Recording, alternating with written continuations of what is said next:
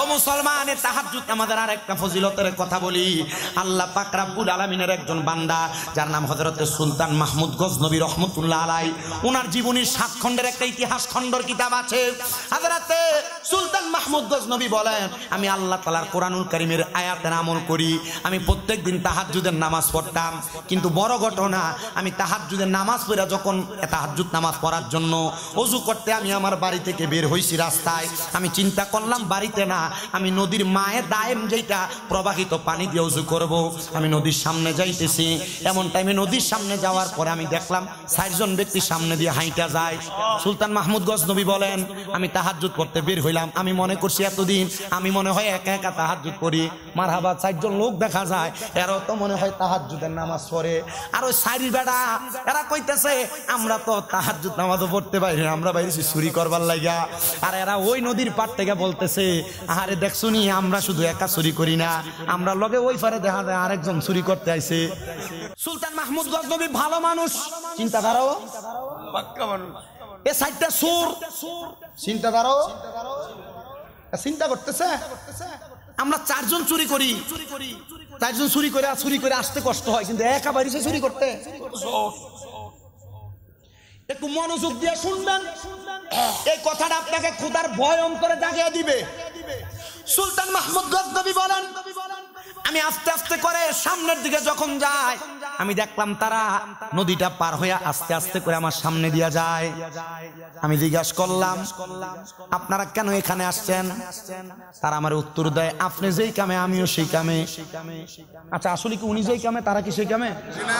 আপনি যেই কাজে আসছেন আমরাও সেই কাজে। কিন্তু সুলতান মাহমুদ গজনবী বলেন, 4 জন একসাথে, কিন্তু আমি একা। আপনারা এক কাজ করতে আসছেন? বলে, হ্যাঁ আমরা সেই কাজ করতে আসছি। বলে, তাহাজ্জুদ নামাজ পড়বেন তো এই পারে আসছেন কেন? সেই পারে তো ওযু করা যাইতো। কই না রে বেটা, তাহাজ্জুদ নামাজ তো পড়তে আসি না, আমরা আসছি চুরি করবার লাগা। কোথায় চুরি করবা? বলে, আমরা খবর পাইছি এই নদীর ওই পারের মধ্যে সুলতান মাহমুদ গজনবী নামক বড় আল্লাহর বান্দার বাড়ি। সুলতান মানুষ, বাদশাহ মানুষ, তার বাড়িতে গেলে স্বর্ণ গয়না পাওয়া যাবে। বলে, 4 জন আসলা, 2 জন আসলে তো বেশি মাল নিতে পারতা, 4 জন আসলে তো মালগুলা ভাগাভাগি হয়ে যাবে। না, আমরা 4 জনের 4টা ক্ষমতা আছে, আমরা 4 ক্ষমতা দিয়া আমরা বাদশার বাড়িতে চুরি করব। উনি জিজ্ঞাসা করে, 4 জনের 4 ক্ষমতা কি? বলে, 4 জনের 4 ক্ষমতা হলো, 1 নাম্বার আমার ক্ষমতা, আমি যখন বাড়ির সামনে দিয়া যাই, কুকুর যখন ঘেউ ঘেউ করে, আমি কুকুরের ভাষা বুঝতে পারি। সুরে বলতেছে, কি বলে? আমি কুকুরের ভাষা বুঝতে পারি। 2 নাম্বার আরেকজনের জিজ্ঞাসা, তোমার ক্ষমতা কি?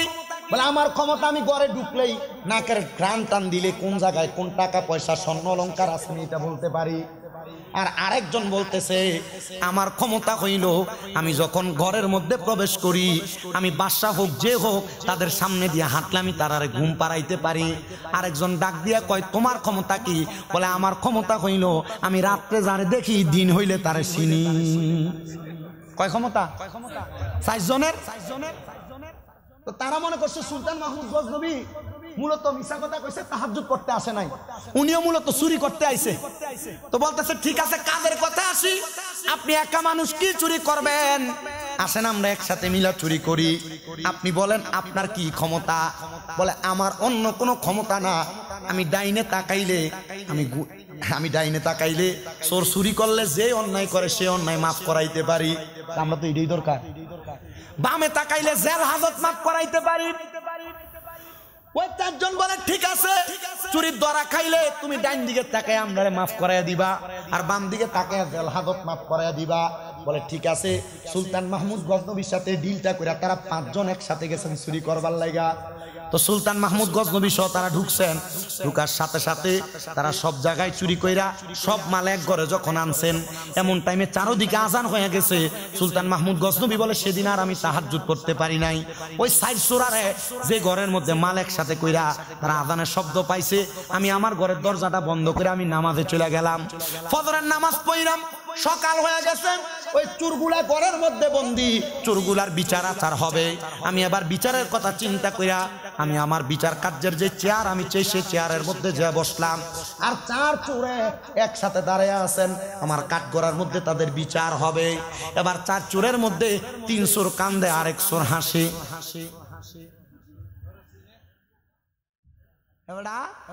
কারণ হ্যাঁ রাইতে যারা দেখে দিনে তারা চিনে। এই 300 চিনছে না সুলতান মাহমুদ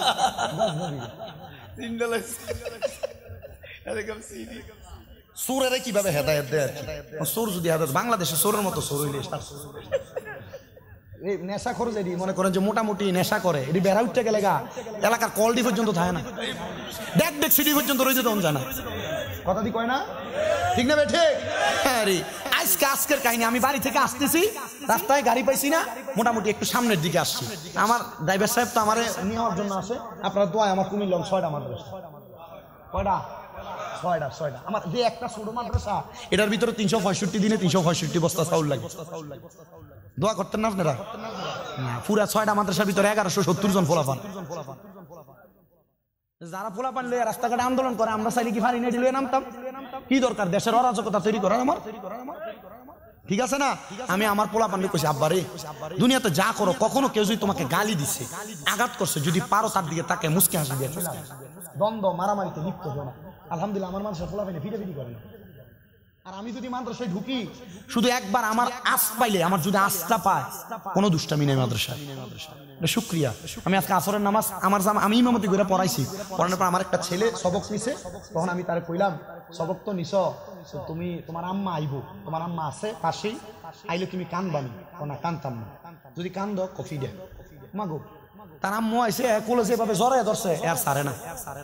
আলহামদুলিল্লাহ আমার মনে হয় আমার এই যে মাদ্রাসাটা ছোট্ট যেটা, এটার ভিতরে যে পোলা পান, এর ভিতরে বেশিরভাগ মনে হয় আমার 33 জন প্রবাসীর পোলা, মানে এদের বাপ বিদেশ প্রবাসীরা পোলা পান। আমার মাঝে মাঝে অনেক প্রবাসীরা কল সোশ্যাল মিডিয়ার মাধ্যমে দেখে, ওদের আপনার মাদ্রাসায় পড়ানো, কুমিল্লা নূরপুর তাহফিজুল কোরআন মাদ্রাসা, চকবাজারের পাশে।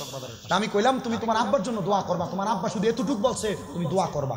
আমার কথা হচ্ছে, আপনার যারা এখানে বসছেন, যদি আল্লাহ তাআলা হেদায়েত দেয়, মাদ্রাসার ছাত্রের কথা তাই না আল্লাহ, কিন্তু যে কথা আল্লাহ যদি হেদায়েত দেয়, দুনিয়ার যত রকমের সুর হোক, সেচ্চর হোক, আল্লাহ চাইলে কি হেদায়েত দিতে পারে না?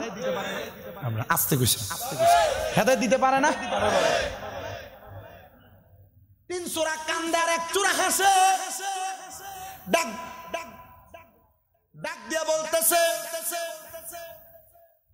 সুলতান মাহমুদ গজনবী বিচারের চেয়ারের মধ্যে বইসা ডাক দিয়া বলে, চূড়ার 3 জন কাঁদতেছে, তুমি কেন একা একা হাসতেছো? বলে, আপনি না গতকালকে রাত্রে বলছিলেন 4 জনের কি ক্ষমতা? আপনি 1 নাম্বার সর্বশেষ আমারে জিজ্ঞাসা করছেন আমার কি ক্ষমতা? আমি বলছিলাম, আমি যারা রাইতে দেখি তারা দিনে চিনি।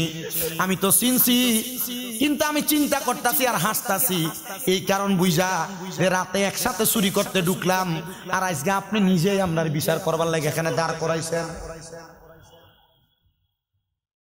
বাদশা, আপনি আমারে বলেন না, এটা কি আপনার ইনসাফে কুলায়? বাদশা কয়, আমারে এমন একটা জায়গায় ফালাইছে, ইনসাফ কি? এটা কি আপনার ইনসাফে কুলায়? বাদশা কয়, কথা তো সত্য, আমি তারা বলছি চলো একসাথে চুরি করি, কিন্তু আমি তারা বলছিলাম আমি তাহাজ্জুদ করি, তোমরা বিশ্বাস করছিল না। ঠিক আছে, সামান্য সময় তোমরা আমারে সময় দিয়েছো, আমরা একসাথে থাকার কারণে চলো আমরা 4 জন একসাথে 5 জন একসাথে যেহেতু চুরি করতে প্রবেশ করেছি, আমি যেহেতু ডাইনে তাকাইলে তোমাদের চুরি থেকে মাপ, চুরির যত অন্যায় সেটা মাপ, আর বাম দিকে তাকাইলে জেল হাজত মাপ। আমি একবার ডাইনে তাকাইলাম, একবার বামে তাকাইলাম, দে বেডা দিনে রাইতের টারে দিনে চিনে বেডা মানুষ চালাক বড়, কয় হুজুর আপনি একবার ডাইনে তাকাইছেন, একবার বামে তাকাইছেন, তাহলে হুজুর আমরা জেল হাজত মাপ, চুরির অন্যায় মাপ। কয় ঠিক আছে মাপ। ওই 4 জন একসাথে ওই কাজ করার মধ্যে আল্লাহর দরবারে সাজদার মধ্যে পড়ে ডাক দিয়া কয়, আল্লাহ এই বান্দা তাহাজ্জুদ পড়তে গেছে, আমরা বান্দারে চিনি নাই, কিন্তু বান্দা সামান্য সময় চুরির কথা বইলো, আমাদের সাথে থাকার কারণে সুলতান মাহমুদ গজনবী তো বড় মাপের আলেমও ছিলেন, যেহেতু আমারে সামান্য সময় তাকে দেওয়ার কারণে সে আমরারে মাফ করে দিছে। আল্লাহ আমরা ভুল করতেছি, আমরা এখনো বুঝতেছি না, এত অন্যায় করলাম, আমরা যদি তোমারে এর চাইতে বেশি সময় দেই, আল্লাহ তুমি আমারে কত দয়া করবা, তুমি আমারে কত মায়া করবা। আমার আল্লাহ তাআলার পক্ষ থেকে একটা গায়েবী ভাবে আওয়াজ আসছে, তোমরা 4 জন যদি একসাথে এই জায়গায় তওবা করে এখন থেকে চুরি করবা না বলে ওয়াদা করো, তাহলে আমার আল্লাহ তাআলা তোমাদেরকেও মাফ করে দিবে।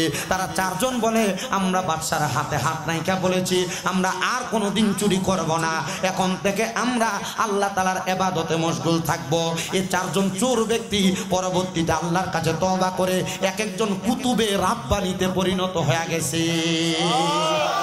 হাজার খারাপ কাজ করেছেন, আপনি আল্লাহর কাছে মাফ চান, আল্লাহ তাআলা মাফ চাইলে মাফ করে দেয়। কিন্তু না, আপনার মাঝে এই খাসিয়ত নাই, আপনি আল্লাহর কাছে মাফ চাইবেন সেই সময় আপনার নাই, আল্লাহর কাছে ক্ষমা প্রার্থনা করবেন এই সময় আপনার কাছে নাই। মুসলমান, আপনাদের কাছে একবারে আবদার, সাংসারিক জীবন বলেন, সামাজিক জীবন বলেন, অথবা আপনার যে কোনো দুনিয়ার জীবনের সময়গুলা বলেন, প্রত্যেকটা সময় আপনি আমার আল্লাহ তাআলার কাছে ক্ষমা প্রার্থনা করে করে সময়গুলা কাটাবেন। দেখবেন আমার আল্লাহ তাআলা আপনাকে দুনিয়া এবং আখিরাত দুইটাই সফলতা দান করবে। হুজুর, সফলতার আর কয়েকটা দ্বারপ্রান্ত জানতে চায়। আমার নবী বলে সফলতার দ্বারপ্রান্তের মধ্যে একটা সফলতা, তোমরা মুমিন হয়ে মারা যাও। নবী গো কেন? বলে মুমিন যখন মারা যায়, মুমিন মারা যাওয়ার সময় মরণের কষ্ট তার হয় না। কিন্তু দেখবেন আপনাদের এলাকার কত মানুষ মারা যায়, মারা যাওয়ার সময় বিছানায় প্রস্রাব পায়খানা করে দেয়। কত মানুষ মারা যায়, মারা যাওয়ার সময় দাঁত জিহ্বায় কামড় দিয়ে মারা যায়। কত মানুষ মারা যায়, মারা যাওয়ার সময় নাকে মুখে দিয়ে রক্ত বের হয়ে মারা যায়। কত মানুষ মারা যায়, চোখগুলা উল্টে যায় মারা যায়। একবারও তো মসজিদের হুজুরকে জিজ্ঞাসা করলেন না, হুজুর বলেন না মানুষ কেন এত কষ্ট পায় মারা যায়? ওই মানুষগুলা বেঈমান বেআমল থাকার কারণে এমন কষ্ট পায় মারা যায়। কারণ তাদের সামনে আজরাইল যখন আসে, আজরাইল প্রথম আসে না, আজরাইল আসার আগে আল্লাহ তাআলা তাদের সামনে 2 জন ফেরেশতা পাঠায়। ওই 2টা ফেরেশতার চোখগুলা নীল রঙের। ওই ফেরেশতাগুলার সামনে আসার সাথে সাথে আযাবের ফেরেশতার ভয়ঙ্কর চেহারা দেইখা বান্দা ভয়ে বিছানার মধ্যে প্রস্রাব পায়খানা করে দেয়। চিন্তা করে দেখেন বাবা, আপনি যদি মারা যাওয়ার সময় বিছানাতে প্রস্রাব পায়খানা করে দেন, তাহলে মানুষ বলবে মনে হয় 2 ফেরেশতার মারাত্মক চেহারা দেইখা ভয় পাইছে। ও বন্ধু, এরপরে আপনার সামনে আজরাইল আলাইহিস সালাতু ওয়াস সালাম আসবে। আজরাইল এসে আপনার রূহ কবজ করার জন্য যখন হাত বাড়াবে, এমন টাইমে আপনি আজরাইলকে বলতে চাইবেন আমার রূহ ইবাদত হয় নাই, আমার মরণের প্রস্তুতি হয় নাই, যেহেতু কবরবাসীর মাগফিরাত কামনায় আজকের মাহফিলটা এই হকটা আদায় করার দরকার। আপনি আজরাইলের সঙ্গে কথা বলার চেষ্টা করবেন, তখন আজরাইলের সঙ্গে কথা বলতে পারবেন না, আপনার হায়াত শেষ হয়ে যাবে। এই জন্য আপনার এই জিহ্বাটা 2 চোয়ালের মাঝখানে কামড় পড়ে যাবে। ও মুসলমান, ও নবীর উম্মতের দলেরা, এবার আপনি চোখের ইশারা দিয়ে আজরাইলকে বোঝানোর চেষ্টা করবেন। আপনার চোখগুলা আজরাইলের দিকে তাকাইতে তাকাইতে আপনার চোখগুলা উল্টে যাবে। হাইরে, আজরাইল যখন আপনার বুকের মধ্যে হাত দিবে, আপনার ঘাড়ের শাহরগগুলা ঠাস ঠাস করে ছিঁড়ে যাবে, হাতের রগগুলা ছিঁড়ে যাবে, পায়ের রগগুলা ছিঁড়ে যাবে। আজরাইল রূহ কবজ যখন করবে, ইদ্রিস আলাইহিস সালাতু ওয়াস সালাম বলে একটা জীবিত ছাগল বকরিকে জীবিত অবস্থায় লটকায়া চামড়াটা টাইনা টাইনা ছিঁড়া ফেললে ওই বকরির যত কষ্ট হয়, একটা বেঈমান বেআমল বান্দার রূহ কবজ করার সময় বান্দার কাছে এত কষ্ট হয়। নবী গো, বুঝতে পারলাম না, এত কষ্ট হয়, এত কষ্ট কি তারে দেওয়া হবে? বলে হ্যাঁ দেওয়া হবে। ও মায়ার নবী, নবী গো, মরার পরে তার অবস্থা কেমন হবে? বলে তার রূহ যখন আজরাইলে কবজ করবে, নাকের মধ্যে একটা রুমাল লাগায়া আজরাইল সামনের দিকে যাবে। প্রথম আসমানের সামনে গেলে ওই প্রথম আসমানের ফেরেশতারা তার দিকে তাকায়া তাকায়া থু থু নিক্ষেপ করবে। আজরাইল জিজ্ঞাসা করবে থুতু কেন নিক্ষেপ করো? বলবে বান্দা নামাজ না পড়তে পড়তে, বান্দা গুনাহ করতে করতে, হারাম খাইতে খাইতে, পরের হক খাইতে খাইতে, মিথ্যা বলতে বলতে বান্দার রূহটা একটা দুর্গন্ধযুক্ত রূহ হয়ে গেছে। এই জন্য বান্দাটারে দুনিয়ার জমিন থেকে নেওয়ার সময় আমরা নাকের মধ্যে কাপড় লাগায়া বান্দার দিকে থুতু নিক্ষেপ করি। বলে বান্দার ঠিকানা কোথায়? বলে ফি নারি জাহান্নামা খালিদিনা ফিহা, বান্দার ঠিকানা হলো জাহান্নাম। এই মানুষগুলা অন্য কোনো মানুষ না, জাহান্নামে 1 দিন 2 দিন থাকবে না, খালিদিনা ফিহা, চিরস্থায়ী বাসিন্দা হইয়া থাকবে। আল্লাহ তারা কারা? বলে উলাইকা হুম শাররুল বারিয়া, এরা হলো দুনিয়ার সবচাইতে নিকৃষ্ট মানুষ, বদ মানুষ। আপনি মনে কইরেন না আপনি বদ কাজ করে বেঁচে যাবেন, মনে রাখবেন ইন্না বাদশা রব্বিকাল আসাদিদ, নিশ্চয়ই আমার আল্লাহর ধরা শক্ত ধরা। আল্লাহ যদি শক্তভাবে পাকড়াও করে, আপনি বান্দা ছুটতে পারবেন না। সাহাবায়ে কেরাম কান্না করতে করতে 40 জন একসাথে বেহুশ হয়ে গেছে, 30 জন গড়াগড়ি করে কাঁদতেছে, ইয়া রাসূলুল্লাহ তাহলে যারা মুমিন তারা কেমনে মরবো? আমার নবী বলতেছে মুমিন যারা তারা কিভাবে মরবে জানো? মুমিনের কাছে 1 বার না 2 বার না, আজরাইলে 4 বার আসবে কিন্তু রূহ কবজ করতে পারবে না। নবী গো কেন কেন? বলে মুমিন বান্দার বুকের মধ্যে আজরাইলে হাত দিবে, বুকের মধ্য থেকে আওয়াজ আসবে, আজরাইল, বুকের মধ্যে আল্লাহ নবীর ভালোবাসা আছে, বুক দিয়ে রূহ কবজ করা যাবে না। মুমিন বান্দার কপালের মধ্যে মুখের মধ্যে হামলা করবে, কপালের মধ্য থেকে আওয়াজ আসবে, আজরাইল কপাল দিয়ে রুহু বাহির করা যাবে না। কারণ বান্দা 5 ওয়াক্ত নামাজের সেজদা দিয়েছে, এই বান্দার কপাল বান্দার জন্য বাধা প্রদান করবে আজরাইলকে। বান্দার ডান দিকে আজরাইলে হামলা করবে, ডান দিক থেকে ফেরেশতা ডাক দিয়ে বলবে আজরাইল রুহু কবজ করতে পারবে না ডান দিক দিয়া। বলে কেন? বলে বান্দার ডান দিকে তার মা বাবার খেদমত আছে। বান্দার বাম দিকে হামলা করা হবে, বান্দার বাম দিক থেকে আজরাইলকে বলা হবে আজরাইল বান্দার বাম দিক থেকে হামলা করো না। বান্দার বাম দিকের মধ্যে মা বাবার খেদমতের পরে বান্দার দান এবং সদকা আছে। আজরাইল বলবে আল্লাহ রুহু কেমনে কবজ করব? বলে বান্দা ইন্তেকাল করার আগে কালেমা পড়বে, মুখ দিয়ে বাতাস বের হবে, তখন বান্দা কালেমা পড়ার সময় রুহুটা কবজ করবে। সাহাবায়ে কেরাম বলে নবী বেঈমানের বেআমলের কষ্ট হইছে, ইমানদারের কি কষ্ট হবে না? না না না। ইমাম কুস্তালানী রহমতুল্লাহ আলাইহি বলে একটা ছোট বাচ্চা কান্না করলে দুধের জন্য মা দুগ্ধ পান করে মাথার মধ্যে হাত বুলিয়ে দিলে বাচ্চা যেমন ঘুমায়া যায়, ইমানদার বান্দার রুহুটা বাতাসের মাধ্যমে এমন ভাবে বের করবে ইমানদার বান্দা টের পাবে না, টের পাবে না। এবার বলেন ইমানদার হইয়া মরতে চাই কি চাই না?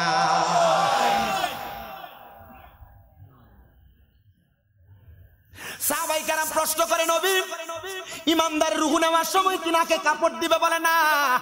রুহুটারে যখন প্রথম আসমানে নিয়ে যাবে, প্রথম আসমানের ফেরেশতারা বলবে আহালান ওয়া সাহালান মারহাবান দুয়ুফুল্লাহ, দুয়ুফুর রহমান, আল্লাহর মেহমান বলে বলে স্বাগতম জানাইবো।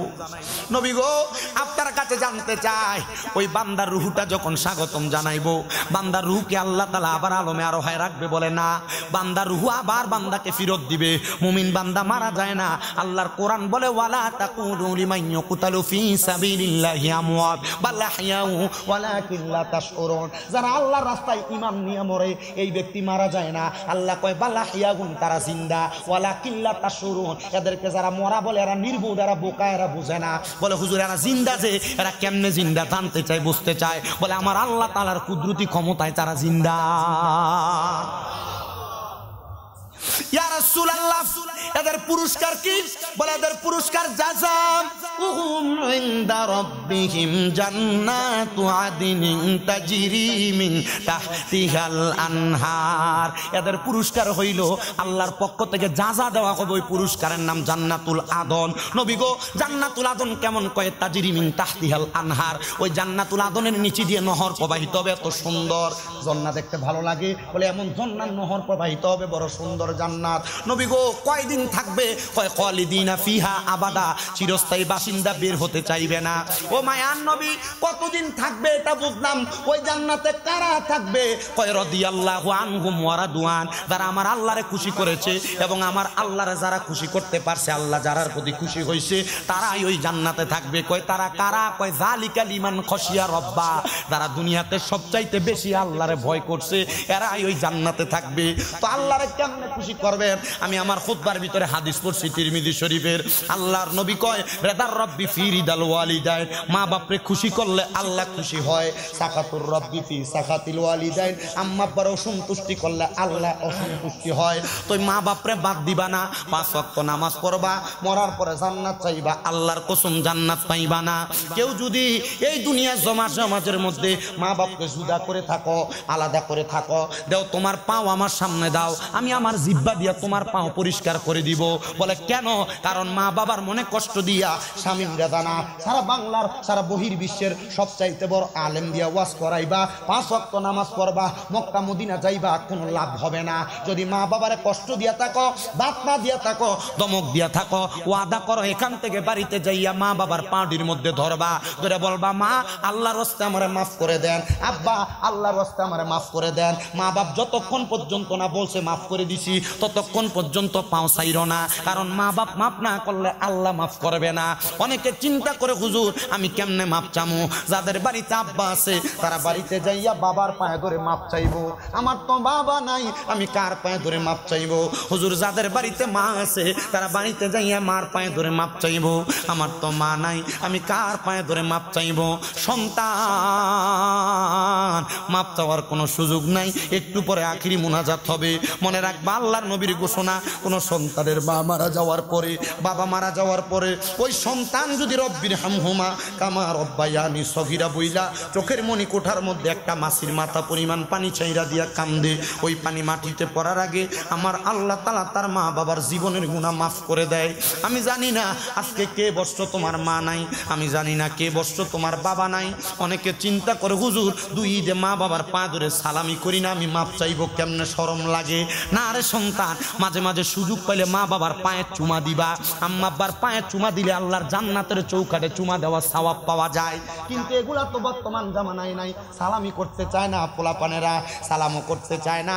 আরে বাবা, আজকের মাহফিল কবুল হবে কি হবে না এটার গ্যারান্টি কেউ দিতে পারবে না। তবে আমি একটা কথা বলতে পারি, আগামীকালকে যদি দেখো এলাকার কোনো মুরব্বী যে দোকানে বলতেছে হ্যাঁ শামীম দাদার ওয়াজ শুই না, আমার সন্তান বাড়িতে যে আমার পায়ে ধরে মাপ চাইছে, কিন্তু আমার সন্তান কোনোদিন আমার সাথে অন্যায় করে নাই। কোনো মহিলাকে বলে হ্যাঁ শামীম দাদার ওয়াজ শুই না, আমার সন্তান আমার পায়ে ধরে মাপ চাইছে, কোনোদিন আমার সন্তান আমার সাথে কোনো অন্যায় করে নাই, মনে করবা মাহফিল কবুল হয়ে গেছে। কারণ জানি অনেক সন্তানের মা বাবা দুনিয়াতে নাই, এরার কাছে টাকার অভাব নাই, কিন্তু মার বড় অভাব মা কবরে। এরার কাছে সম্পদের অভাব নাই, বাবার বড় অভাব বাবা অন্ধকার কবরে। এ সন্তান, তোমার কাছে টাকা আছে কিন্তু বাবারে 500 টাকা দিয়া কিনে একটা লুঙ্গি পরাইতে পারো না, বাবা অন্ধকার কবরে। তোমার মা কাপড় রাস্তার মধ্যে 10-5 টাকা বাইন্দা রাখছে, তুমি সন্তানকে স্কুল মাদ্রাসায় যাইতে দিয়া দিত, কিন্তু সন্তান টাকা আছে, ওই মারে 500 টাকা দিয়ে কিনে একটা কাপড় পরাইতে পারো না, মা দুঃখিনী অন্ধকার কবরে। চিন্তা করে দেখো, ওই মা বাপ যদি বাইচা থাকতো, মা বাপরে যদি তুমি মাসে 1000 টাকার ফল কিনা খাওয়াইতা, 12 মাসে 12,000 টাকার ফল খাওয়ানো লাগতো। তোমার মা বাপ তার জায়গা জমি তোমার দিয়া গেছে, ওই বাড়িতে যে তুমি থাকো, তুমি যদি বাড়ির ভাড়া দিতা মাসে 5,000 কইরা, 12 মাসে 60,000 টাকা ভাড়া দেওয়া লাগতো। এই ময়নামতির মসজিদটা, এই মসজিদে এত সুন্দর আহলে বায়াতের নামে মসজিদের একটা সুন্দর মিনার হবে, যেই মিনারের মধ্যে হযরত বেলাল রাদিয়াল্লাহু তাআলা আনহু আযান দিছে। একজন মানুষ একজন করে আমি চাই, বলে হুজুর আমি 50,000 টাকা মসজিদের কাজদার জন্য দান। সুলে খুদা সে দিল কো সালাম কাহনা और बागे मदीना से एक फूल तो पिलाए ना बलगल उला।